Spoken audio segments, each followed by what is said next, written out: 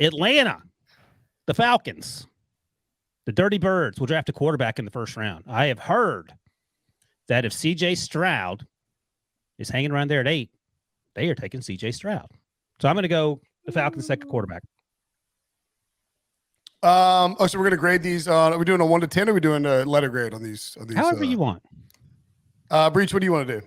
We're a letter grading podcast. I think we go letter grades. Okay, so the bold prediction is the Atlanta Falcons will draft a quarterback in the first round at number 8. At number 8. And it will probably be C.J. Stroud. I'm going to give you.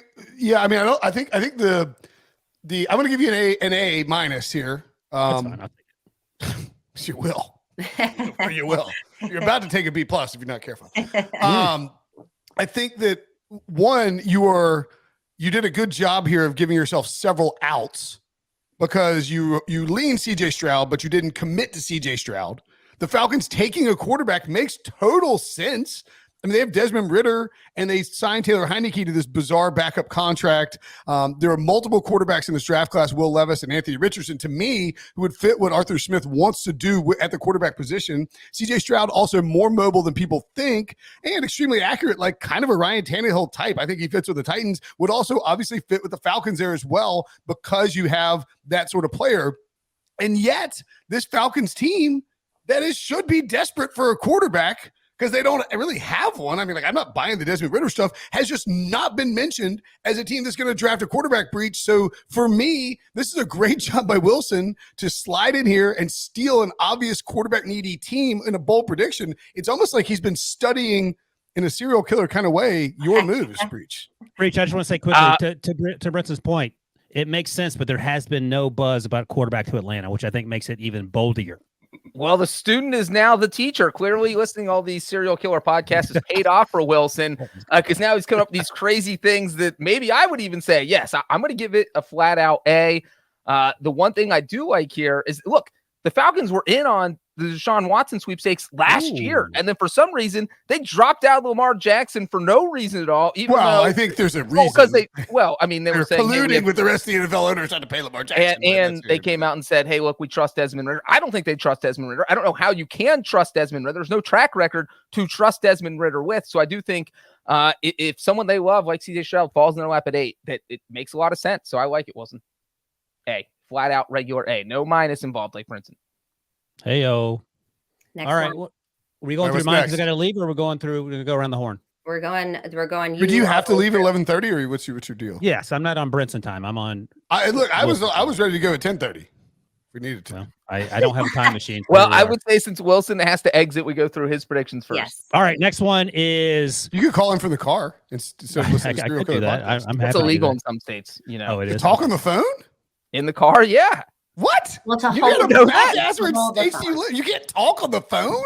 Breach is actually taking hands-free, Brinson, hands-free. Well, I don't mean like FaceTiming with one elbow on the wheel. I mean like you're on like a Bluetooth. That's fine, right? On the wheel. He has a Android phone, so he can't FaceTime. So I don't. What is it called on the Android, Breach? Loser time. Serial killer timing. They use Google's product, so whatever Google calls it. Probably Google Meet then, or Google something like that. I'll call you on it. All right, yeah, try that. Here's my second bold prediction. I don't know if I can outpace myself on the first bold prediction there. The Pittsburgh Steelers will not only trade up for Paris Johnson, and there's conversation that people will have to trade up to number 3 for Paris Johnson if they want him.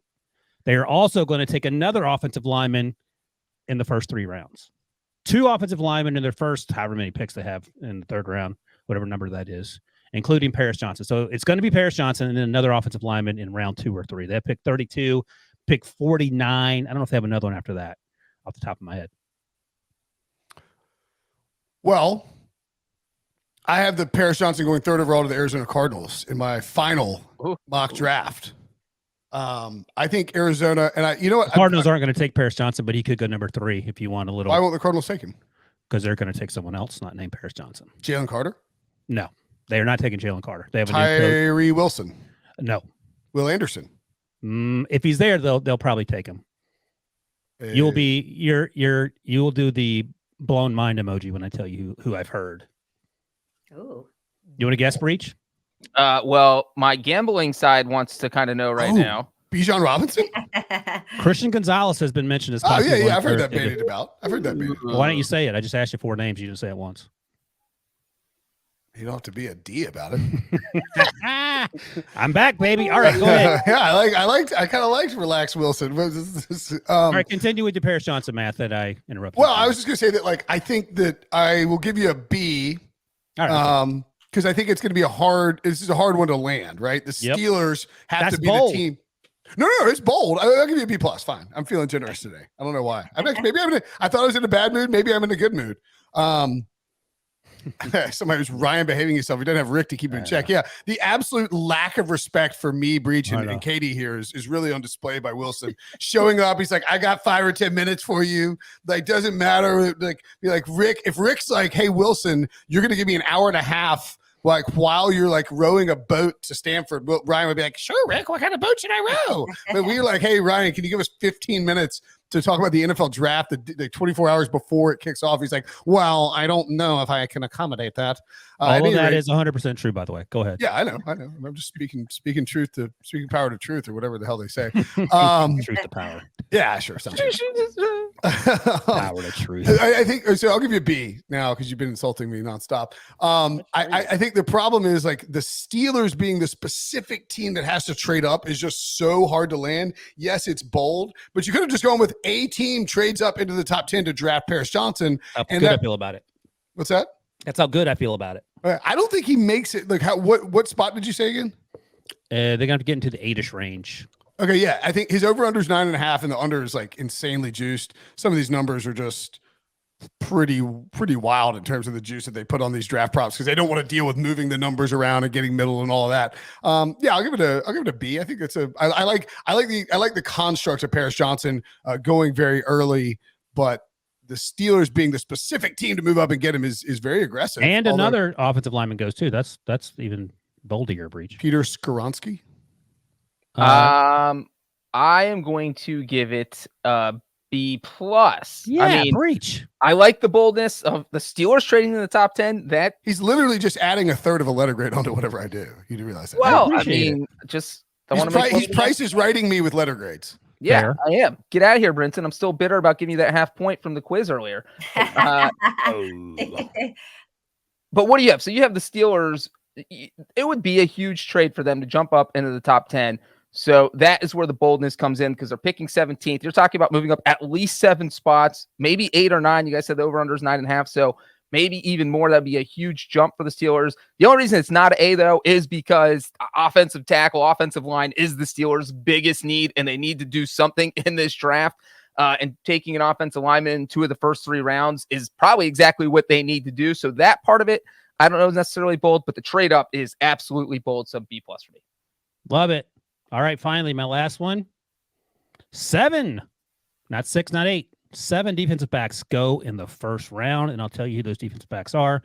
I don't know what the lines are on those over-unders, Brinson, and you can let us know as we go through this. Christian Gonzalez, Devin Witherspoon, Emmanuel Forbes. What's Emmanuel Forbes' number, Brinson? Do you know?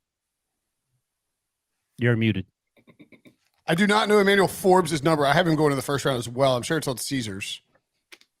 If whatever the number is, if it's under 31.5, I would bang. He's going to the first round. I would bang under 31. He's a lock to go in the first round. So I've heard Deontay Banks, Joey Porter Jr., Julius Brents, I heard has a chance to go in the first round. And then Brian Branch, the safety out of Alabama, gives you 7. So I'm going 7. I think the 2 guys you have to be sort of wary of that could be borderline, Brian Branch and Joey Porter. I've talked to some folks that think he goes top 10. Other folks think he's going to be on the line between first and second. Do you subscribe to the notion that this is, and I mean, I know you've only covered, like, you've only done, I mean, you've covered the draft for a long time, but, like, you've only been the CBSSports.com junior draft analyst for, 3 years? No, now? this is 4? 5. 5? This might be 4. I started 2018 October, but the 2019 draft, so that's 4.5. So you started with the Josh Daniel Jones. Oh, Nashville was the first draft. Daniel Jones college. Okay, right. So 19, 20, 21, 22. So this is 5. 5th draft, 4.5 years. Yeah. Yeah.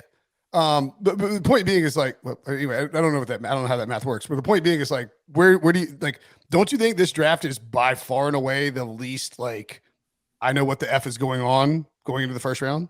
Oh, for me, yeah, but that's only because I talked to way more people than I talked to on day one. Not because this draft is easy to predict, because I had I think you're no. I think you're hearing more than you did in 2019. 100%. But I'm saying, like, being able to project where guys are going to go in this draft is harder than any draft I personally it's harder. Remember. Harder, yes, not easier. Yeah, harder. I would even argue that doing a mock draft this year is the easiest it's been, because you can do whatever the hell you want and nobody can really question it. No, yesterday I had a scout text me and say, "What are you hearing?" Because I have no idea what's going to happen. Wow. So even teams are like, "What's going on?" And Rick has said that too before on the podcast. Like, he is actually being in the media the first full year now. He's like, "This is just crazy. Like, all this BS going on. Like, when you're in a team, you're just focused on draft meetings and you're not paying attention to the outside noise, and you really have no idea what anyone else is going to do." And Chris Ballard actually said that the other day. He goes, "Whatever you hear now, people are lying," and that is 99.9% true. He goes, "We don't know what's going on outside of our building, and that's how it is for every other team." And I do think there's a ton of truth in that. So anyway, 7 DBs. First drafted cornerback, by the way, Christian Gonzalez plus 220. That's a good one. Yeah, it's gonna be him or Devin Witherspoon, I feel like. But it just depends on what the team. Yeah, Witherspoon's minus 300. I don't see a total cornerbacks drafted. It's kind of annoying. The order of these, it's really frustrating when it's like first overall pick, 5th pick, 2nd pick, 6th pick, 4th pick, 8th pick. It's like, please just put the picks in order, man. I think they actually do that on purpose, just for the same reasons they pump oxygen into the casinos and no windows. I love oxygen. Just to disorient you. All right, grade the 7 DBs in the round one. You want me to grade first, for instance? So I can go ahead. I was trying to figure out you know what? Wilson. I'm off the Wilson train for the last prediction. I'm gonna give him a C on this one. I just feel like the NFL teams have kind of prioritized defensive backs more. Definitely in the first round, where we've seen more defensive backs drafted in the first round over the past 5 to 7 years. Since 2015, this has actually happened 3 times, where at least 7 defensive backs have been drafted in the first round. So I don't think it would be a huge surprise if it happens again. So I'm going to give you a C+. Wait, what's that number again? How many times? 3 times since 2015. There's been at least 7 defensive backs in the first round. I can't see, including last season. I can't find an 8th, so that would have been bold, but I don't think that was going to happen.